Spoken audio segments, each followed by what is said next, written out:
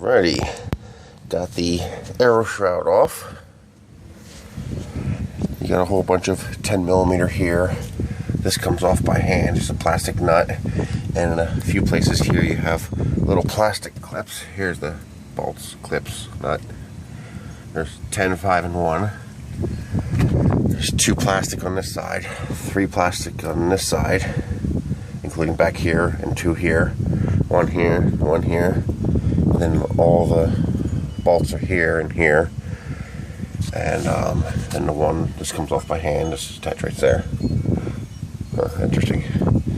I am hoping I can put the hitch in here and fit a spare tire in here. I might have to use the donut spare tire since I think the full-size spare is going to be too big to fit in here properly. So we shall see. Here's the weird emergency brake setup that they're using here. Instead of being mechanical, it's all electromechanical. More to come. Next step is to remove this, the tow hook, since we will be using those 3 bolt points to attach the hitch. And then the hitch will also attach via these 2 here. I am hoping, nope. I was hoping I can access this without drilling a hole. That's a bigger hole. I might drill this here to get the 2 bolts into here so that I don't have to ruin these holes. I'd prefer not to ruin those holes. There we go. There's the tow hook and the 3 bolts. By the way, it was 16mm. The little ones are 10, but these were 16mm. So that is going to be the one attachment point for the hitch. By the way, to get the plastic shroud out of here, drop the plastic shroud below this and slide it forward. Watch, it catches on here too. This is over here. It catches on that. Slide the shroud forward, and then it'll come out from inside here. Getting it in is going to be a little more interesting.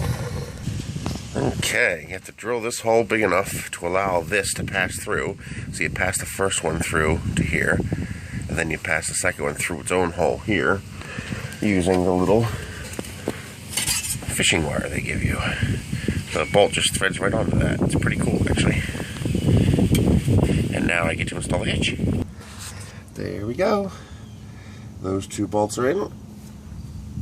Those 3 are in. And that's it. I now have a hitch. The last step, which I'm not going to do today, I want you to leave this cover off for now, is I have to trim the shroud to go around the hitch. So I'll have to trim a piece of the shroud. A piece of the shroud right there in the middle. See where that notch is? I gotta trim a section of that out so that I can put this back on with the hitch on. Not bad. Pretty low profile too. I like it. It's 1 1/4, which sucks, but meh. It was a bolt-in operation. I put that bolt and that bolt back in just so the bumper will have, some rigidity, so it won't go nowhere until I have the shroud put back in place, because this all connects together to make it work. And this is the Curtis hitch for the Leaf. You do have to drill this one hole to make it bigger. These 2 bolts. I'm going to take that bolt off later and put some rust inhibitor in there, since obviously the drilled hole now has no paint to protect it. These are the 3 bolts on this side. These are reused from the tow hook. They supply the nuts to go on there. One person can do this. It takes less than an hour, and most of that time I actually spent finding the right tools. I was hoping to avoid drilling. I was hoping I can get into this D channel some other way, but it looks like the only way I could do that would be to get this off. If I took this off, then I could access this D channel. But I said screw it. All the force is on this bolt anyway, because this is what's going to pull down. That just holds it in place, really.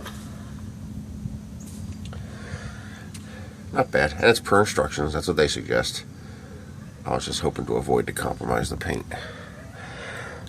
That's it. Oh, let me show you what it looks like from out here. There you go. That's what it looks like from outside. That's all you see.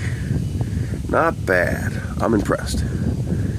For 130 bucks, $128 with 2-day shipping from Amazon, not bad.